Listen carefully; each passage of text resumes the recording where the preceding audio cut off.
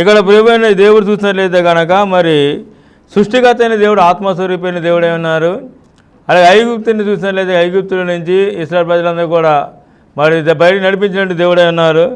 అటువంటి సర్వశక్తిమంతుడైన దేవుడు మరి దినాన్ని చూసినట్లయితే కనుక మరి మోసేతోటి ఇతర సర్పం ఒకటి చేయించమని తెలియపరిచి ఆ ఇతర సర్పం చూసినప్పుడు మాత్రమే ఇశ్రాయేలు అందరూ కూడా బతుకుతారని మరి తెలియపరిచిన మాట చాలా మరి దాని విచిత్రంగా కనిపిస్తున్నట్లు మరి చూస్తూనే ఉన్నాం. కాబట్టి ఇతర సర్పం ఎందుకు చేయించవలసింది, ఎందుకు మరి మోసేతో దేవుడు అలా రీతిగా మాట్లాడారో కొన్ని విషయాలు మనం జ్ఞాపకం చేసుకోవాల్సిన వారి ఉన్నాం. పరిశుద్ధ గ్రంథంలో చాలా సంగతులు ఉన్నాయి, కానీ కొద్ది మాటలు మాత్రం సమయాన్ని బట్టి నేను మీకు తెలియపరచడం జరుగుతుంది.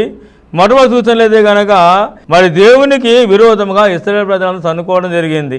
గమనించండి, దేవునికి విరోధముగా ఇశ్రాయేలు ప్రజలు సన్నుకోవడం జరిగింది.